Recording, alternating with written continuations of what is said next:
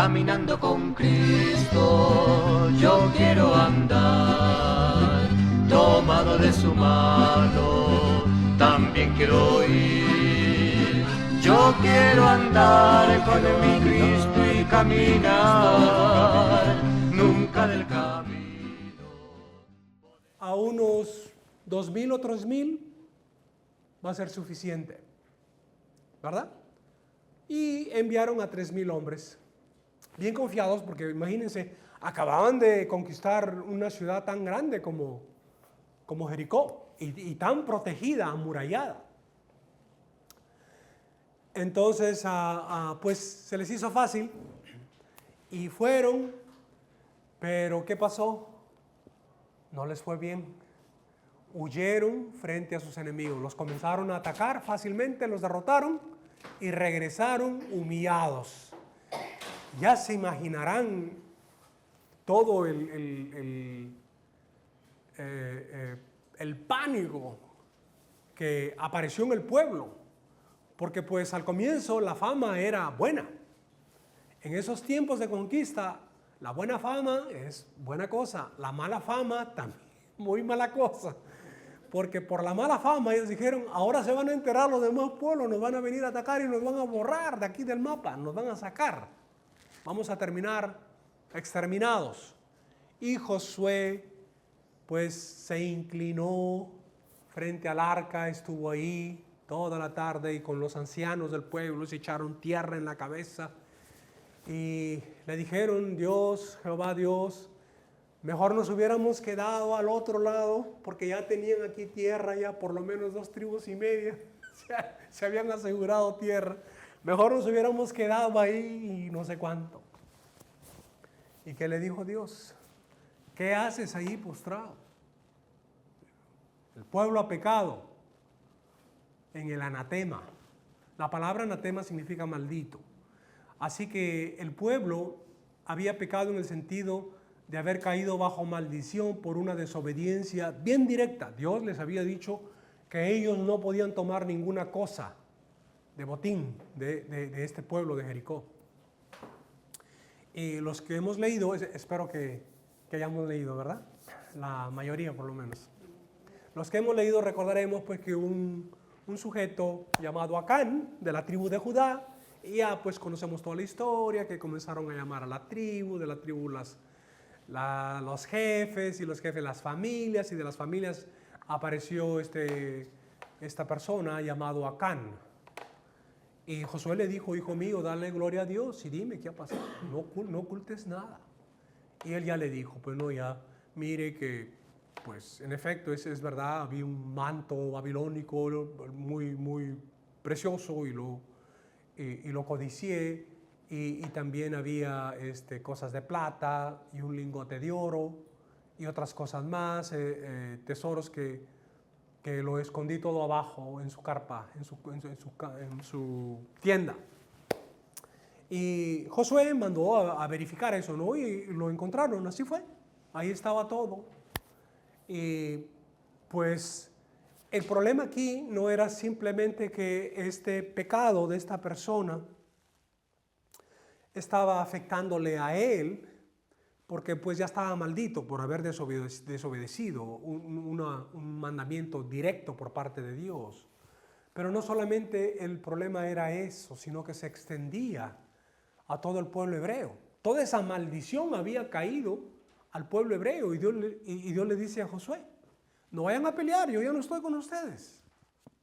Ustedes están bajo maldición, no se te ocurra ir a pelear.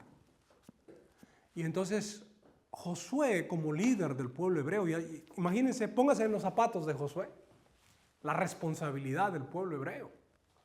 No es nomás la responsabilidad de una tribu o de un clan por aquí, no, era la responsabilidad de todo el pueblo hebreo. Y en consejos, con toda seguridad, consejo de los ancianos, todo, tomaron a este sujeto, lo tomaron a él, lo tomaron a todos sus parientes, su mujer probablemente, sus hijos, sus hijas, sus bienes, su ganado, sus asnos, todo. Lo llevaron a un sitio y allí los apedrearon a todos y los quemaron quemaron todos sus bienes con todo el botín que había sacado este hombre. Así que era bien drástica la cosa, desobedecer a Dios en ese tiempo. Cuando Dios decía algo, en ese tiempo era... Ahora nosotros que leemos la Biblia, Dios dice que haga esto, pero voy a hacer lo que yo quiero. Como que no tenemos miedo, ¿no? No le damos mucha importancia. Porque bueno, gracias a Dios, esto no estaba escrito contra la iglesia. Porque si esto hubiera estado algo así parecido, dado a la iglesia, nos hubiera ido muy mal. Sin embargo, hubieron incidentes en el Nuevo Testamento. No sé si se acuerdan de Ananías y Zafira, ¿no?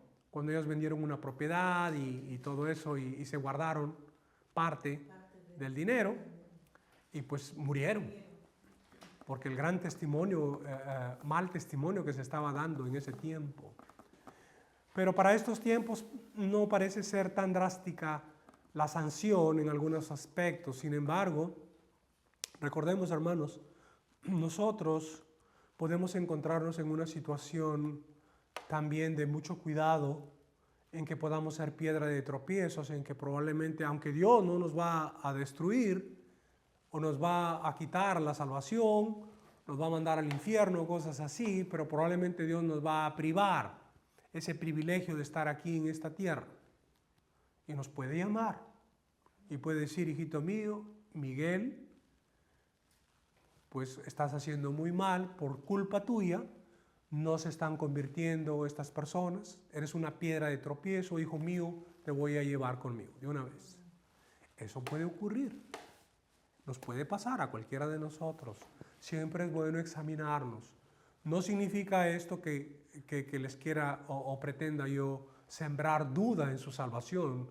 Ustedes son salvos, hermanos, pero eso no quita que si somos piedra de tropiezo, Dios nos puede llevar antes de tiempo. Muy bien, estuvo bueno el paréntesis.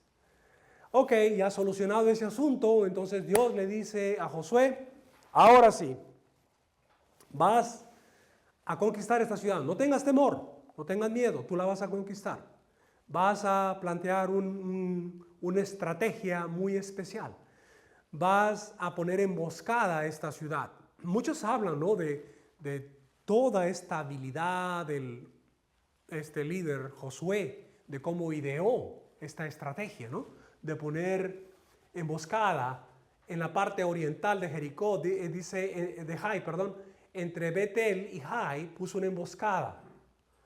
Y él, con aproximadamente 30,000 hombres, se dirigieron al frente, llegaron a un valle y se asomaron, por decir así, ¿no?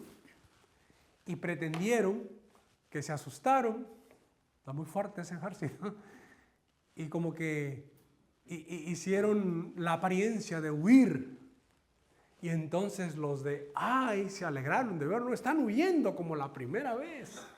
Vamos tras ellos. Y todo el pueblo de la ciudad salió contra los hebreos. Todos salieron de tal manera que dejaron las puertas abiertas de la ciudad. Y vino la emboscada. La emboscada ya tenía la consigna de cuando estén adentro estos guerreros iban a prenderle fuego a la ciudad. Así que cuando venían aparentemente persiguiendo al pueblo de Israel que huía, de pronto miraron atrás y vieron la ciudad que ardía. Y ahora sí, el pueblo de Israel se volvió y los comenzó a atacar. Y el otro grupo que estaba allá en la ciudad también atacaron a los que quedaron prácticamente atrapados. Es lo que actualmente algunos le llaman la estrategia de la pinza, dicen algunos. Yo me acuerdo de este término. Nosotros vivimos una guerra con un país vecino, un conflicto armado, Perú y Ecuador. Yo tengo todavía, es un primo mío, militar oficial de alto rango, ya se retiró, y él siempre hablaba de esto, de que parte de su entrenamiento como oficial fue aprender las estrategias militares de Josué, el judío. Es interesante, pero hermanos, no fue la idea de él. Si nosotros leemos un poquito antes, ¿quién le dijo que haga la emboscada? Fue Dios. No fue idea de Josué, fue Dios. Dios le dijo, vas a hacerlo así, de esta manera. Muy bien. Entonces, continuamos. Atacaron a Jai, tomaron a su rey y hizo con este rey, así como hizo con el rey de Jericó. Lo mató también, sí, porque esa era la consigna. Y luego que terminaron aquí, ¿regresaron a dónde? ¿A dónde piensan que regresaron? Al centro estratégico militar. ¿Cuál es ese centro estratégico militar que mencioné al comienzo? Gilgal. Después de cada conquista volvían a Gilgal a reorganizarse. Siempre, desde ese lugar, hacían todo esto. Continuamos. Nomás para hacerlo, hacer una breve mención, dice, y harás a Ai y a su rey como hiciste a Jericó y a su rey. Entonces Jehová dijo a Josué, extiende la lanza que tienes en tu mano hacia Ai, porque yo la entregaré en tu mano. Y el número de los que cayeron aquel día, hombres y mujeres, fue de 12,000, todos los de Ai. Porque Josué no retiró su mano que había extendido con la lanza hasta que hubo destruido por completo a todos los moradores de Ai. Esto que se menciona aquí pareciera algo alegórico, simbólico, pero yo creo que el propósito importante aquí era dejarle bien claro al pueblo que es por intervención divina la victoria. No es por la fuerza del pueblo mismo. Y al rey de Ai lo colgó en un madero, dice, hasta caer la noche, y antes de que se ponga el sol, lo sacaron. ¿A qué nos hace pensar eso? Que un colgado en el madero no debería quedar hasta el día siguiente. Muy bien. Luego de esto, viene lo que llamamos la lectura de las bendiciones y maldiciones. Se dice que Josué edificó un altar a Jehová, Dios de Israel, en el monte Ebal. ¿Sí se acuerdan que habíamos mencionado dos montes por aquí? Monte Ebal, arriba y abajito el monte Gerizim, y en medio el valle de Siquem. Y dice aquí, la mitad de ellos, del pueblo, estaba hacia el monte Gerizim, esto es para el sur, y la otra mitad hacia el monte Ebal, de la manera que Dios, siervo de Jehová, lo había mandado antes, para que bendijesen primeramente al pueblo de Israel. Después de esto, leyó todas las palabras de la ley, las bendiciones, las maldiciones, las advertencias, ¿no? No se alegren demasiado, hemos conquistado dos grandes ciudades, hemos conquistado hasta aquí, a Jericó hemos conquistado a Ai, pero no se olviden que hay bendiciones y maldiciones, ¿no? Y eso es lo que se leyeron ahí. No hubo palabra alguna de todo cuanto mandó Moisés que Josué no hiciese leer delante de toda la congregación de Israel y de las mujeres, de los niños y de los extranjeros que moraban entre ellos. Muy bien. Cuando todo era pues alegría, júbilo, exclamaciones de victoria, 2 ciudades van cayendo, grandes han caído. De pronto les llega por ahí un grupo de emisarios, embajadores, qué sé yo, ¿cómo les podríamos llamar?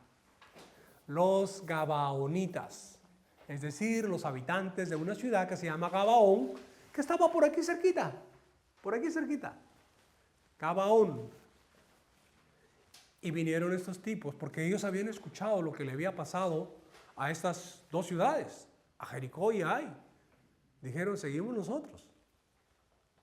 Ni modo, vamos a hacer algo. No queremos que nos exterminen. Porque recuerden, a esas 2 ciudades las destruyeron, a Jericó y a Ai. A Ai, recuerden, la quemaron. Y imagínense los gabaonitas. Usted que fuera un gabaonita, ¿qué pensaría? Pues yo no, si yo fuera gabaonita, A ver que venga un sabio aquí del pueblo. ¿Qué salida nos puede dar? ¿Qué podemos hacer? ¿Cómo podemos negociar esto? Si es que se puede negociar con estos hebreos, que los acompaña un Dios tan poderoso, que aunque son menos equipados que otras naciones, consiguen estas victorias por este Dios que los protege, que los cuida, que pelea por ellos. Y se les ocurre a estos gabaonitas una estrategia brillante. Dijeron entre sí, hagámonos de cuenta que somos gente de un lugar alejado, porque estos hebreos tienen la misión de destruir todo esto. Entonces no podemos decir que somos de aquí, ni modo. Tenemos que decir que no somos de aquí, somos de más allá. Dijo José Cabral, no sé qué, un poeta. Y pues así mandaron a un grupo de emisarios a entrevistarse con el pueblo hebreo, con Josué. Y vinieron a él, y en efecto vinieron con ropa vieja, con vino viejo, panes mohosos. Y llegaron y Josué les dijo, ¿quiénes son ustedes y de dónde vienen? Nosotros somos gente que venimos de muy lejos. Y henos aquí que nuestra ropa, nuestro calzado ha envejecido, nuestro vino que sacamos fresco se ha envejecido por lo largo del viaje, y nuestro pan fresco, mírenlo, he aquí, ¿no? Viejo, mohoso y todo eso.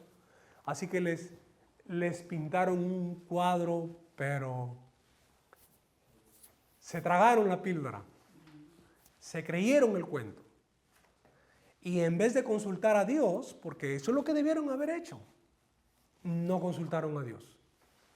Así que Josué mismo, empezando con el líder, no se olviden, los líderes también cometen errores. Ya lo vimos el caso de Moisés y Aarón, que recuerdan que ellos no se les permitió entrar a la tierra prometida. Bueno, alguien dijo, hermano, hagamos una novela. Los líderes también pecan. Eso nos incluye a todos los que podemos ser considerados líderes. Yo no sé, maestros, ujieres, etc. Todos tenemos siempre que estar cuidándonos personalmente, de consultar a Dios en todo. Entonces ellos simplemente hicieron las paces. Dijeron, ok, hagamos alianza, y pues trajeron cosas para ellos, para los hebreos. Los príncipes de las tribus juraron, y esto es bien crítico, muy importante, porque un juramento de los príncipes significa un juramento a Dios, y eso no se puede violar fácilmente. Así que cuando pasaron 3 días, de pronto se corrió el rumor, esta gente son de aquí, son de por aquí. Y el pueblo comenzó a murmurar contra los príncipes, pero ya no había forma de echarse atrás, así que no podían matarlos. Entonces, ya saben ustedes, los príncipes dijeron, hemos jurado, no podemos matarlos. Si los matamos, va a venir la ira de Dios contra nosotros, porque hemos jurado en su nombre. Entonces Josué les permitió vivir, pero les dijo, ustedes sois malditos porque nos habéis engañado, etcétera, etcétera, pero los dejaron vivir. Dijeron, los vamos a hacer que se vuelvan aguateros y servidores. Nos van a servir aquí, van a servir al pueblo, a la congregación, van a servir a Dios en algunos enseres, cosas que se tengan que hacer, etcétera, etcétera. Les perdonaron la vida. Y bueno, pasó el tiempo y los vecinos de esta ciudad Gabaón, dicho sea de paso, Gabaón era más grande, esta ciudad más grande que la de Ai. Entonces los vecinos se molestaron y se formó una especie de confederación de los amorreos, dice aquí. Adonisec, rey de Jerusalén. En ese tiempo Jerusalén pertenecía a los jebuseos. Adonisec era su rey. Oam, rey de Hebrón, Piream, rey de Jarmut, Jafía, rey de Laquis, y Debir, rey de Glón. Estos reyes hicieron una confederación. Dice aquí, cuando Adonisec, rey de Jerusalén, oyó que Josué había tomado a Ai, que la habían asolado, como había hecho Jericó y a su rey, así hizo a Ai y a su rey, y que los moradores de Gabaón habían hecho paz con los israelitas que estaban entre ellos. Tuvo gran temor, pues no es para menos, porque Gabaón era una gran ciudad, como una de las ciudades reales, y mayor que Ai, dice. Y todos sus hombres eran fuertes, que no eran sus hombres de guerra, no eran gente de menos estima. Y se hizo la confederación de estos reyes amorreos. Fueron 5 y acamparon cerca de Gabaón y con la intención de tomarla, destruirla. Y para esto, los gabaonitas inmediatamente pues pidieron ayuda, y recuerden que ya habían hecho alianza con el pueblo hebreo. Entonces dijeron, vengan a socorrernos porque estos amorreos nos quieren destruir. Y como ustedes han hecho alianza, por favor no se demoren, no sea cosa que nos exterminen. Y Dios le dice que a Josué no tengas temor de ellos, porque tú los vas a destruir, a todos ellos. Y es así como Josué se prepara. Dice aquí que los emisarios llegaron ¿a dónde? ¿A qué lugar llegaron? Dice, los moradores de Gabaón enviaron a decir a Josué al campamento de Gilgal. No nos olvidemos, este es el punto, el centro estratégico militar de Josué, del pueblo hebreo. Llegaron ahí a decirle, no, ayúdanos porque estos reyes nos van a destruir. Entonces Josué habló a Jehová el día en que Jehová entregó al amorreo delante de los hijos de Israel y dijo en presencia de los israelitas, Sol, detente en Gabaón, y tú, luna, en el valle de Ajalón. Y el sol se detuvo y la luna se paró hasta que la gente se hubo vengado de sus enemigos.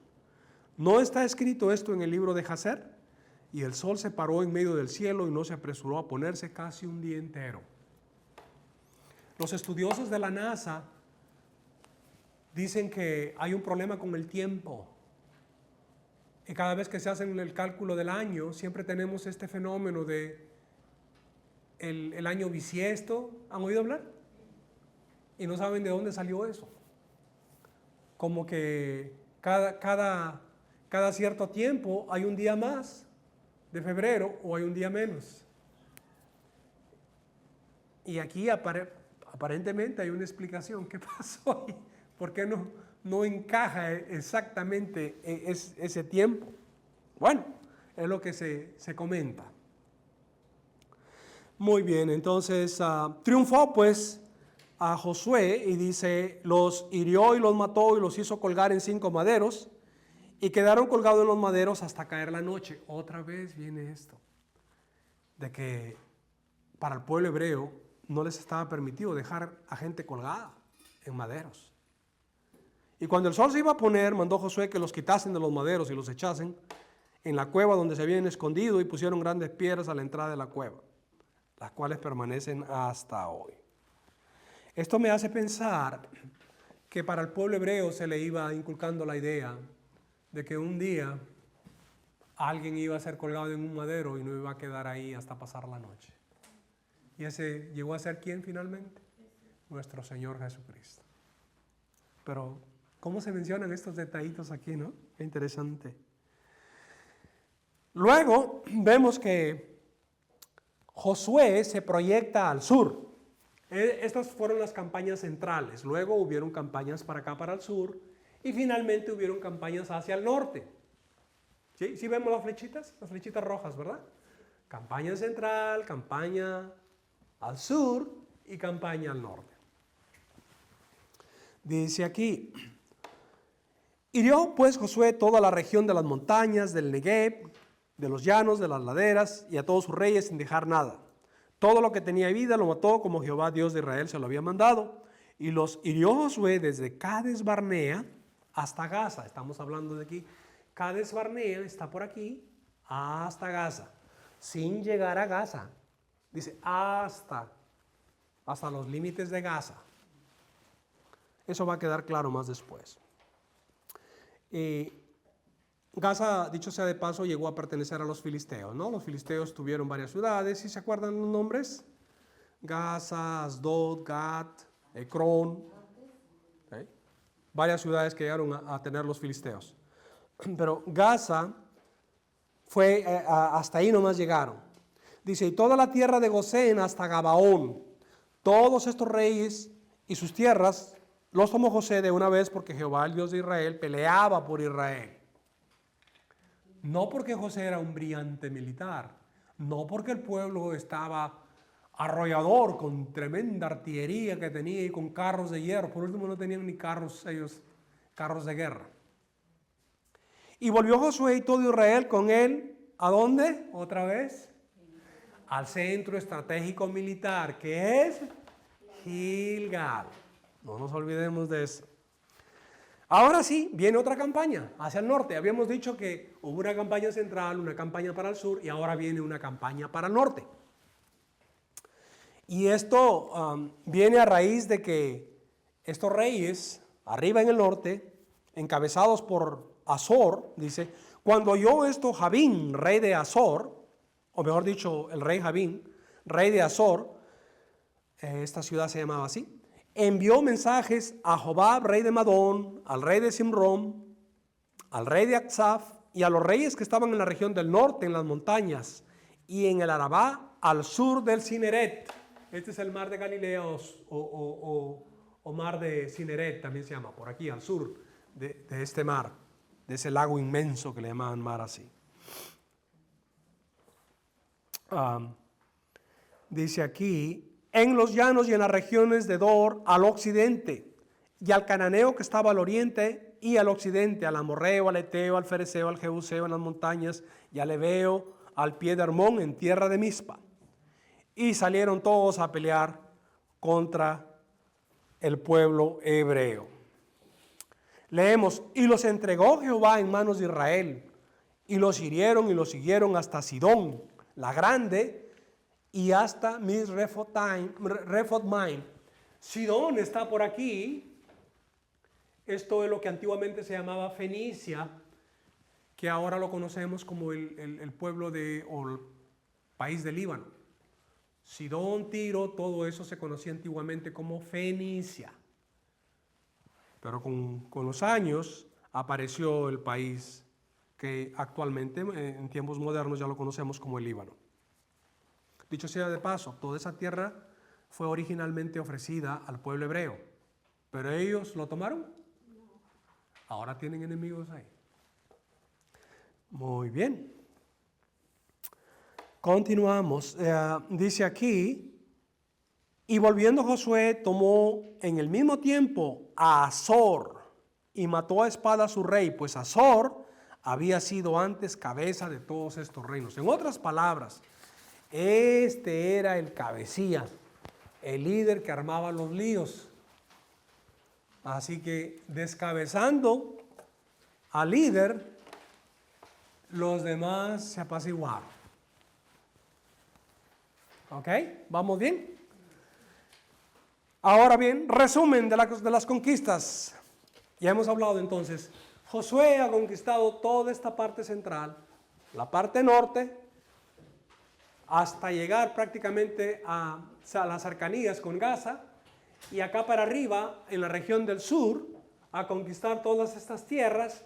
Recuerden, los cananeos estaban por aquí, amorreos y otros, los jerjeseos por este lado, y varios pueblos de la región cananea estaban en estos lugares. Todo eso se llegó a conquistar.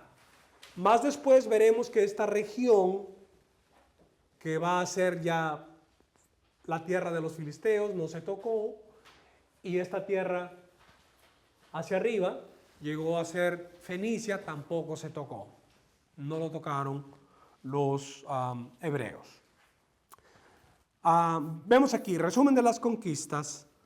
Josué toma posesión de la tierra conquistada. Tomó pues Josué toda aquella tierra, las montañas, todo el Negev, toda la tierra de Gosén, los llanos del Arabá, las montañas de Israel y sus valles, desde el monte Alac, que sube a Seir, hasta Baal-Gad, en la llanura del Líbano, a la falda del monte Hermón.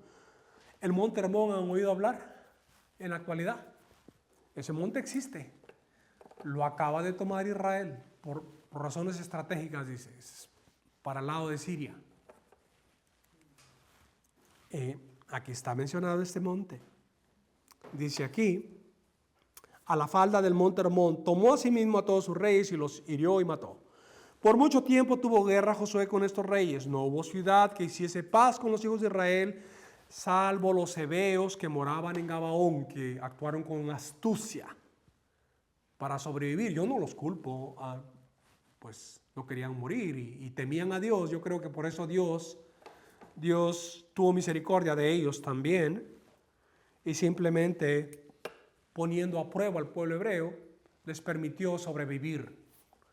Yo lo veo de esa manera, porque Dios es muy misericordioso. Probablemente ellos fueron temerosos, ellos dijeron, este es un pueblo que tiene un Dios poderoso, y probablemente ellos se humillaron ante ese Dios y buscaron la manera de cómo librarse. Lo lograron, y Dios se quedó calladito, no dijo nada, puso a prueba al pueblo, el pueblo no consultó con él, y entonces no pudieron hacerles daño a ellos, aun cuando los subyugaron, por supuesto, ¿no? Los asimilaron de alguna manera, aunque sea como esclavos, como sirvientes, como aguadores, aguateros, no sé cómo les llamarían, para que sirvan. Más después vamos a ver que hubo un rey, el primer rey de Israel, Saúl. Este rey los quiso exterminar, los quiso matar. Y le fue mal por hacer eso, porque le vino una maldición grande a él y a su familia. Bueno, él quiso congraciarse, este rey Saúl, con los ancianos de ese tiempo. Querían destruir a los descendientes de los gabaonitas para ese tiempo, ¿no? Pero eso es para el futuro. Muy bien, continuamos. Ninguno de los anaseos quedó en la tierra de los hijos de Israel. Los anaseos eran descendientes de Anás, un hombre gigante, ¿no? Solamente, dice, quedaron en Gaza, en Gad y Asdón, en la tierra de los filisteos. Ahí quedaron gigantes. Solamente ahí quedaron. Los otros gigantes que estaban por acá, por Hebrón, los destruyeron, los mataron. Pero los gigantes de la tierra de los filisteos sobrevivieron. ¿Sí se acuerdan de un gigante filisteo que peleó contra David? ¿De dónde creen que era? Goliat. ¿De dónde era? De Gat. De Gat. Existían los gigantes. Muy bien. Tomó pues José toda la tierra conforme a todo lo que Jehová había dicho a Moisés, y la entregó Josué a los israelitas por herencia, conforme a su distribución, según sus tribus, y la tierra descansó de la guerra. ¿Ok? No la distribuyeron completamente. Lamentablemente fallaron los israelitas. Pero bueno, eso se va a hacer más evidente en la siguiente clase que tengamos, cuando se hable de la distribución específicamente, ¿no? Aquí habla a grosso modo, y sí, se distribuyó la tierra, pero después vamos a estudiar en la siguiente clase cómo específicamente fueron asignados los territorios a las diferentes tribus.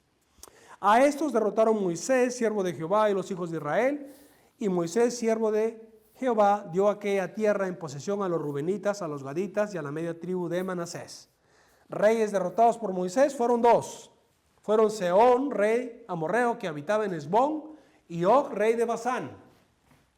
Sehón y Hesbón y Og. Y eso fue la razón por la que se le dio las tribus a Rubén, a Gad y a la media tribu de Manasés. Y luego tenemos una lista grande de reyes que conquistó, a quienes derrotó Josué. Por supuesto no lo voy a leer, no es necesario, pero es una lista grande. Mientras Moisés lideró la derrota de 2 reyes, Josué derrotó a 31 reyes por todo. Dice en la parte final, el capítulo 12, en el versículo 24, perdón. 31 reyes por todo fueron destruidos. Los que tienen que ir a ver a niños, por favor, pueden salir ya. Ok. Y de esta manera llegamos a la parte final de la conquista de la tierra. Nos vamos a dar cuenta que hay muchas áreas que lamentablemente no se conquistaron.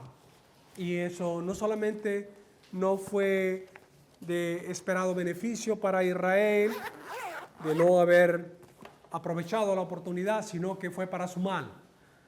Todos estos lugares que no tomaron ellos en posesión inmediatamente se convirtieron sus enemigos, sus adversarios, y les hicieron la vida imposible. Aún hasta hoy, no necesariamente los descendientes directos, pero los que han heredado esos lugares, esas tierras. ¿Alguna pregunta, hermanos? Parece que hemos terminado a tiempo hoy. Gracias a Dios. ¿Alguna pregunta? ¿Todo está claro? Todo está claro como un moca, dijo alguien por ahí. Ok, entonces esto es una cosa narrativa, por supuesto, relativamente de seguir, pero recordemos que estos ejemplos que hemos visto de desobediencia a Dios son bien dramáticos, y recordemos que Dios es el mismo, Dios no cambia. Aun cuando Dios tenía direcciones bien específicas para el pueblo de Israel, Dios también tiene direcciones específicas para la iglesia, para nosotros. Y hay que tener bastante cuidado de no pretender ignorar a Dios. Dios nos puede disciplinar y si lo hace es porque nos ama, porque somos sus hijos. Así que es motivo de que estemos siempre reflexionando en nuestras vidas, qué estamos haciendo, estamos buscando la voluntad de Dios, qué es lo que Dios quiere que yo haga, qué es lo que Dios quiere que mi familia haga, qué es lo que Dios quiere que mis hijos hagan, y qué es lo que Dios quiere que yo haga en la iglesia, o donde yo esté, en mi trabajo, en la escuela, donde Dios me pone. ¿Qué espera Dios de mí? Estamos buscando la voluntad de Dios. Siempre es bueno meditar en eso, orar y pedirle a Dios. ¿Ok? No esperemos que venga un ángel, toque una trompeta y diga, ok, la voluntad para el hermano Miguel es que este día va a ser tal cosa. Así no es. La voluntad de Dios la podemos ver ¿dónde? En su palabra. Y en ultimada cuenta, todo se resume a estar leyendo la palabra de Dios. Ahí es donde vamos a encontrar su voluntad, orando. Él nos va a guiar y nos va a decir qué es lo que quiere que hagamos, dónde quiere que pongamos nuestro corazón, pongamos nuestra mente, nuestra fuerza, nuestra inteligencia, nuestros recursos, nuestro tiempo, nuestra vida y nuestros bienes. Meditemos en eso. Oremos. Padre Santo, gracias te damos por este día. Un día más que nos has dado. Gracias por la oportunidad de abrir las Escrituras.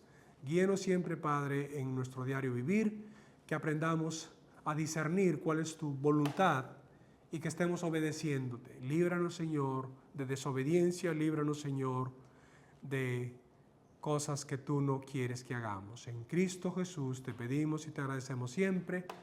Amén.